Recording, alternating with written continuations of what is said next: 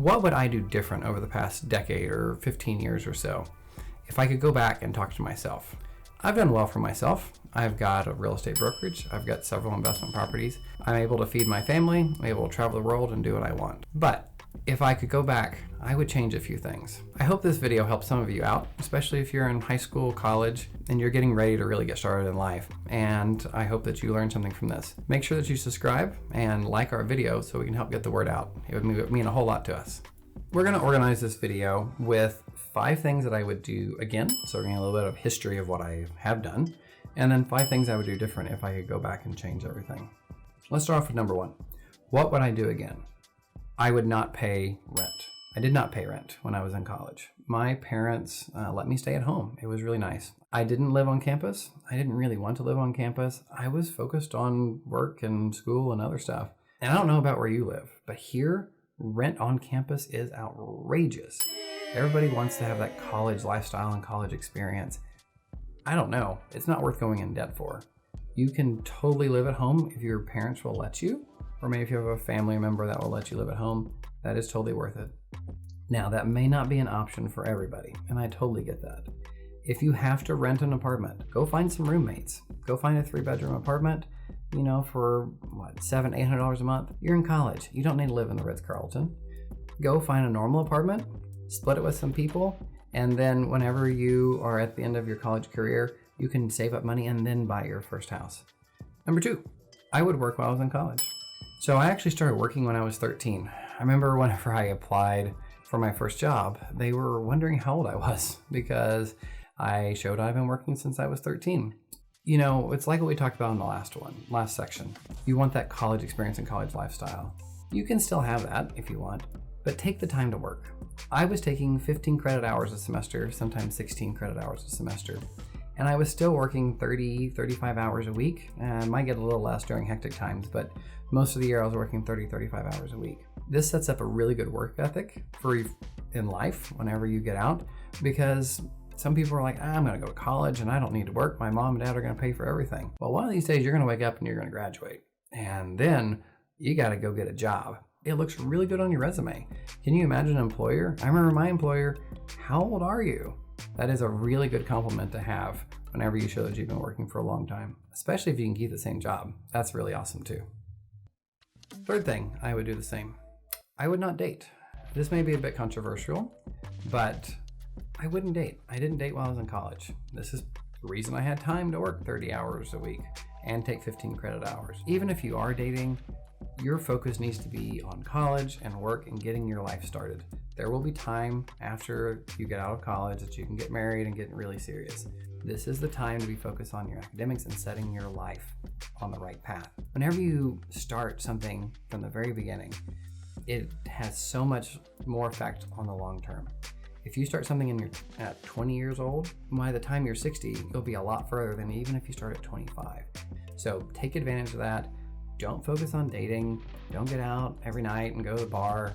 Just focus on your academics, focus on your work, and it will pay off in the long run. 4th, focus on your education. Now, you may hear the success stories of people who dropped out of college and became billionaires. Think about Bill Gates. He dropped out of Harvard and went and started Microsoft and is now one of the wealthiest men in the world. That's the exception to the rule. That does happen. Some people are wildly successful at it, but that's not the majority. In this world, and especially as we're going into the next decade and next decade beyond that, your education is so vitally important. Everything is becoming a technical field. Whether it is a business degree or something from a vo-tech, there's a technical skill that's needed. So you need to spend this time and learn your technical skill. Take advantage of college, vo-tech, and focus on your education.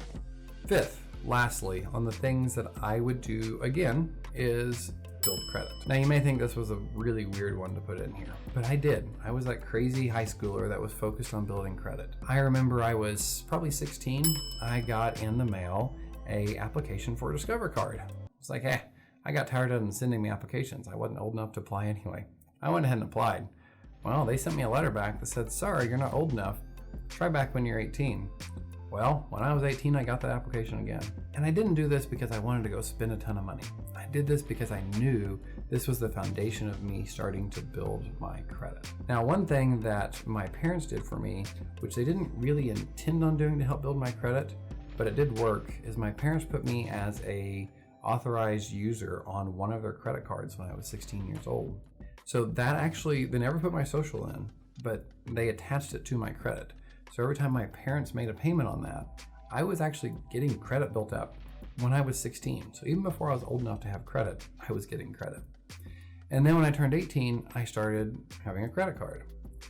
Now, the way to work the credit cards is to put all of your expenses on it, but you treat it like it's cash. It's gonna be hard to do, but treat it like it's cash and then pay it off every month. That will quickly build your credit. Now, I know Dave Ramsey out there is gonna scream at me and say no, but get a credit card whenever you can, whenever you turn 18. Just put a little bit on it and then pay it off. Put your gas on it. You gotta put gas in your car, pay it off every month, and then you will build your credit really quickly. And then by the time that you're ready to go to the next step and buy a house or a car, it'll be a whole lot easier to get started. Let's switch gears a little bit and let's talk about what I would do different. So the first thing is I would have started college earlier. I didn't really realize that I could be taking college credits instead of high school credits. That would have covered my high school credits and some college credits at the same time. If I would have done that, I probably would have been able to get one semester out of the way. I could have graduated a semester earlier. So if I could have pushed back even just that, 6 months or so, that would have helped me get further of where I want to be. So if you can, while you're in high school, and I know this is going back a little more than a decade, but while you're in high school, go and take classes that count college credits or go to the VOTEC. But start focusing on your upper education even while you're in high school, because you are quite able to do that whenever you're in high school. Second thing I would do differently, I wouldn't buy so many cars. Yeah, I know that may seem like a weird one. It's a bit of a family curse. My dad was the same way. My grandpa was the same way. I have owned about a dozen cars since I was 16. And I'm 31 now. So that's a lot of cars. It's almost a car a year that I've owned. That's really not a good investment. Cars depreciate. They go down in value. And I had a job, and since I didn't have a ton of expenses, I was able to afford to buy a car. So I bought more than one. Now I never had more than two at a time, but they get costly. Insurance is expensive. You don't realize how expensive insurance is when you go out and buy a car. Unless you're really good and you're out buying cars for a steal, this is a really, really bad investment. Find a reliable car, stick with it. If it starts becoming reliable, get rid of it. Totally good idea. But don't get rid of it just because you're tired of it. The third thing I would do different is I would get my real estate license straight out of high school. I knew I was interested in real estate even when I was first starting college. I ended up choosing real estate as a minor somewhere in my sophomore year, but I knew I was interested in it even before that. I was a little bit terrified to be in sales, but honestly, real estate is not really sales. You're more of a matchmaker. You're more of a consultant than anything. Whenever you're thinking about what to do for a job, look at real estate. I think there's a lot of high school, college kids that are getting into the real world that should be taking advantage of this really cool career that you can have and have a ton of extra money if you wanted to and live a really good lifestyle. The fourth thing I would do differently is I would get started in real estate investing earlier. Whenever I was in college, like I said, I had a job. I was barely making over minimum wage. Could I have started investing in real estate? It would have been a little more difficult, but actually, yes, you can. There's some creative ways, and we'll get into that in another video, but there's some creative ways that you can start purchasing real estate, or at least being involved in it. But if I had gotten my real estate license, I would have had some extra money, and I would have just taken almost all that money I was making from real estate. If I hadn't bought cars, and if I had more money, I would have been able to put a down payment on a house. I could have bought a house for myself, or I could have bought it as an investment property if I wanted to stay living at home. Either way, I could have made it work. The most important thing is just to get started with real estate investing. Like we've talked about, compound interest is amazing. And if you start at 20 years old, you'll make so much more over the time than if you start just a little bit later. Save up everything you can, even if it's just one rental property. If you have one rental property cash flowing you $200 a month, that's an extra $200 that you didn't already have. Plus, you're paying down your mortgage of probably $100 a month at that point. So you're making an extra $300. $300 over a year, that's $3,600. And you keep on adding that up year over year. So it's totally worth it. Take the leap. Real estate investing is worth it as long as you're smart with it and keep track of your expenses and everything. It is an excellent investment and a good way to make it long-term wealth. Number 5, the last thing I would do differently, I would think longer term. So I've always been very, what people would say is long term. I've always looked 5 years out. But 5 years out from when I was 20 was a really different story. You know, I would hope to have a good job and maybe a house and maybe just getting married at 25.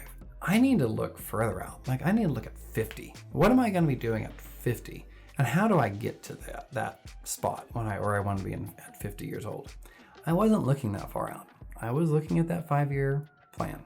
5-year plan was to start a brokerage, check. And to buy investment properties, check. But what could I do beyond that? And that would have really put things more in focus.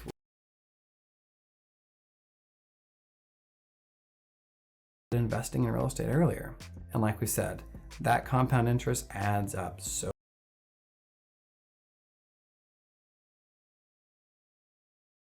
Those are the 5 things I would do the same and do differently if I were to talk to myself from a decade ago. I hope you've gotten something out of this video. I hope this was helpful to you. Please take a chance to like, subscribe, comment. I will be glad to answer any questions you have in the comments. And look for more videos that we have coming out about all kinds of topics relating to finance, housing, investing, lots of things that will be really helpful for you. So make sure you take a chance, like, subscribe, and have a good day.